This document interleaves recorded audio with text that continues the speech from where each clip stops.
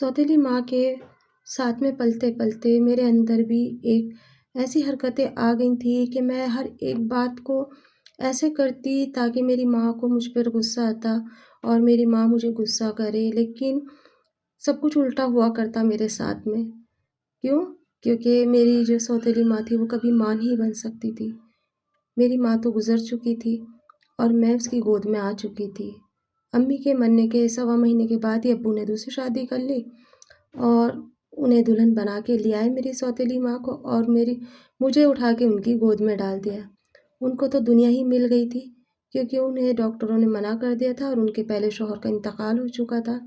अब्बू ने बड़ी इज्जत के साथ में उन्हें अपनाया था और निकाह करके घर ले आए थे और मेरे सिर पे माँ का साया बन गया था। पर मुझे तो जैसे जैसे मैं बड़ी हो रही थी, जैसे जैसे मुझे ये पता चला कि ये मेरी सौतेली माँ है, मुझे बहुत गुस्सा आता और मैं वो हरकतें करती ताकि मेरी माँ को गुस्सा आए। पर मेरी माँ हर एक गुस्से को पी जाती और मेरे नाज़ और नखरे उठाती, इसलिए क्योंकि वो कभी माँ नहीं बन सकती थी। उस चीज़ का मैं फ़ायदा उठाया करती।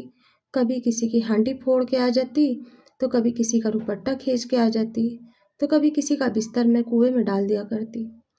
मुझे बड़ी मज़ा आया करता था इन सारी चीज़ों के अंदर।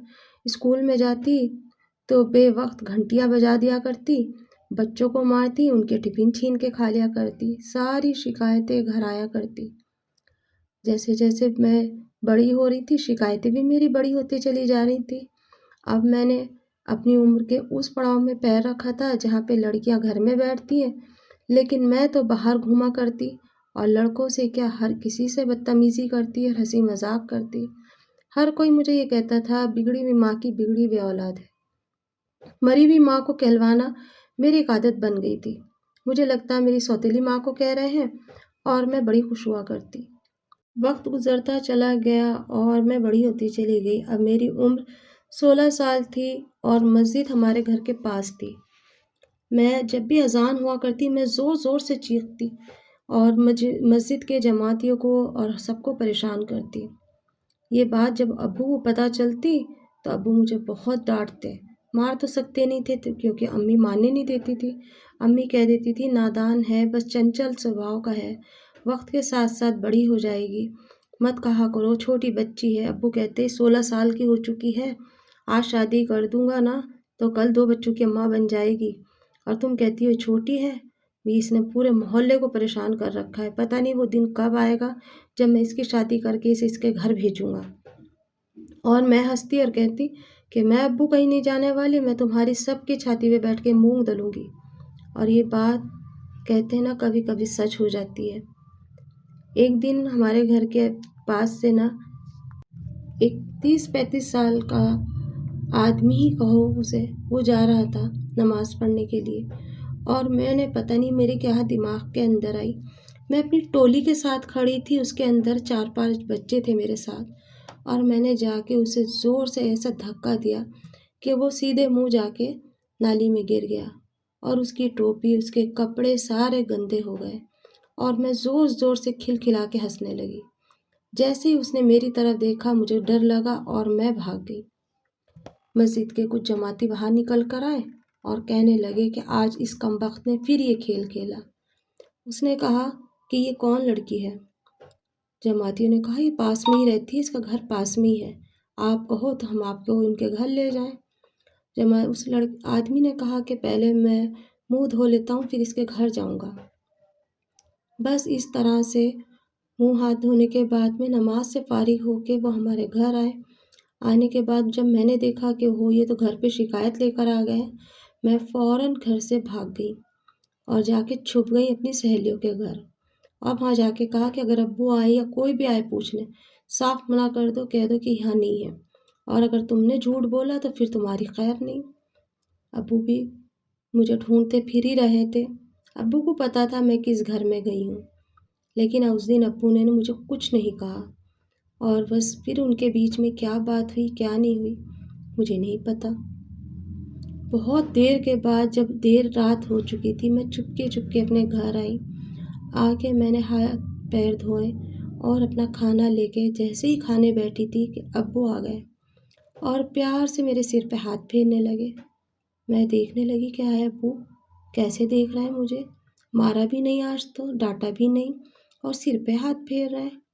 پھر میں نے امی کی طرف دیکھا جو چرپائی پہ لیٹی ہوئی مسکرا رہی تھی۔ میں نے امی سے پوچھا خیریت تو ہے؟ آج کیا بات ہو گئی، کیا کارنامہ ہوا جو ابو ایسے ہو گئے ہیں؟ کہنے لگی کچھ بات نہیں ہے، تم اپنا کھانا کھاؤ اور اپنے بستر پہ آ کے لیٹ جاؤ۔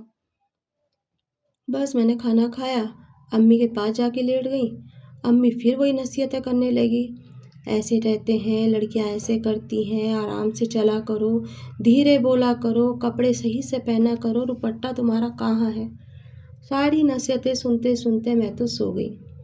صبح میں جب میری آنکھ کھلی دیکھا تو اپنے گھر کے اندر 4-5 آدمی بیٹھے ہیں اور قاری صاحب بھی بیٹھے ہیں اور مٹھائی بھی آئی ہوئی رکھی ہے۔ امی نے بڑے پیار سے کہا کہ جاؤ منہ ہاتھ دھو لو، پہلے ناشتہ کر لو۔ میں نے امی سے کہا امی خیریت تو ہے، مٹھائی آئی، آس پڑوس والے، ابو دوسرا نکاح تو نہیں کرنے جا رہا ہے؟ امی نے کہا دوسرا تو مجھ سے ہی ہوا ہے۔ تو میں نے کہا کیا پتہ تیسرا کر رہے ہو۔ امی بہت زور سے ہنسی اور کہنے لگی چلو کوئی بات نہیں، اگر تمہارے ابو تیسرا نکاح بھی کر لیں گے تو اسے بھی ہم گھر میں ہی رکھ لیں گے، کام کرنے کی مجھے اب ضرورت نہیں پڑے گی۔ بس میں چپ ہو گئی اور میں نے سوچا شاید کوئی بات ہوگی جو ابو مٹھائی وغیرہ لائے ہیں۔ امی نے میرے سامنے حلوہ اور پوری رکھی، میں نے وہ کھایا اور کہا آج تو مزے آ گئے، کل میں نے اسے دھکا کیا دیا تھا کہ آج تو امی نے مجھے کھانا بھی بہت اچھا دیا ہے۔ اور بس اس طرح سے میں نے کھانا کھایا، ناشتہ کرا، اور پھر میں نے کہا کہ اب میں جا رہی ہوں باہر، لیکن امی نے کہا کہ نہیں، آج تم باہر نہیں جاؤ گی، چلو تمہارے ابو دیکھو کیا کہہ رہے ہیں۔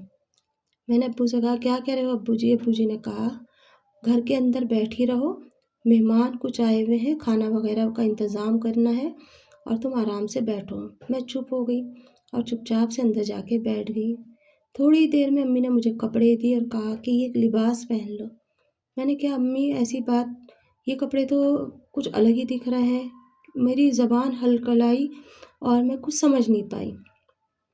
امی نے بڑے پیار سے کہا آج تمہارا نکاح ہے۔ میں نے کہا امی کیا بات کر رہی ہو، نہ شادی نہ بارات، کیسے نکاح ہو سکتا ہے؟ امی نے کہا کہ ہاں میں صحیح کہہ رہی ہوں، آج تمہارا نکاح ہے اور اس کے آگے میں کچھ نہیں کہوں گی۔ اب میں نے کہا امی لڑکا دیکھا ہے آپ نے؟ کہ ہاں بہت صحیح ہے، کاروبار ہے، جائیداد ہے، کھاتے پیتے گھر کا لڑکا ہے، اچھا ہے۔ میں نے کہا ایک نظر تو دکھا دو۔ امی نے کہا نہیں، نکاح سے پہلے کچھ نہیں ہوتا۔ میں نے سوچا کہ امی ایسے ہی مذاق کر رہی ہیں، ایسے میرے ساتھ کوئی کھیل کھیلا جا رہا ہوگا، لیکن مجھے کیا پتا تھا اس دن امی میرا سچ میں نکاح کرا دیں گی اور ابو بھی۔ اتنی سی مذاق کی اتنی بڑی سزا۔ اس ادھیڑ کو جب میں نے دیکھا تو میرے منہ سے چیخ نکلنے کو تیار تھی۔ نکاح تو ہو چکا تھا لیکن اب کچھ بھی نہیں ہو سکتا تھا۔ میری نادانیوں کی سزا مجھے اس روپ میں ملے گی یہ پتہ بھی نہیں تھا، کیونکہ وہ بہت بڑے گھرانے کا تھا۔ اس نے ابو کو لالچ دیا اور بولا کہ مجھے تمہاری لڑکی پسند ہے اور میں اس سے نکاح کرنا چاہتا ہوں۔ ابو بھی پریشان ہو چکے تھے، تھک چکے تھے میری شرارتوں سے، پورا محلہ اٹھا رہتا تھا اور مجھے بھی نہیں پتا تھا کہ ایک شرارت میری اتنی بھاری پڑے گی۔ اس 35 سال 40 سال کے آدمی سے میرا نکاح کر دیا گیا اور اس نے کہا کہ کچھ دن تک میں تمہارے ہی گھر پہ ہی رہوں گا اور پھر اس کے بعد میں اپنے چلا جاؤں گا۔ پتہ چلا کہ وہ بھی طلاق شدہ انسان ہے، اس کی بیوی اسے چھوڑ کر چلی گئی ہے اور اس نے مجھ سے نکاح کر لیا۔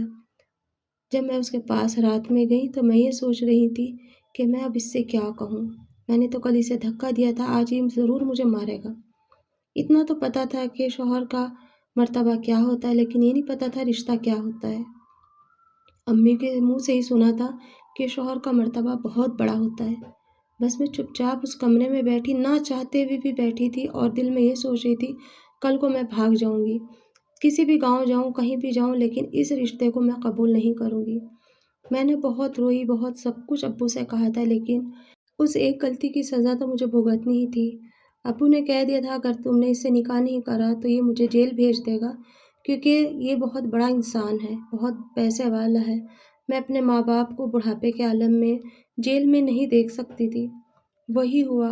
نکاح کے بعد جب میں اس کے پاس گئی تو میرا نہ چاہتے ہوئے بھی دل یہ کر رہا تھا کہ میں بھاگ جاؤں، ابھی بھاگ جاؤں اس گھر سے، لیکن چاروں طرف پہرے تھے، نہیں جا سکتی تھی۔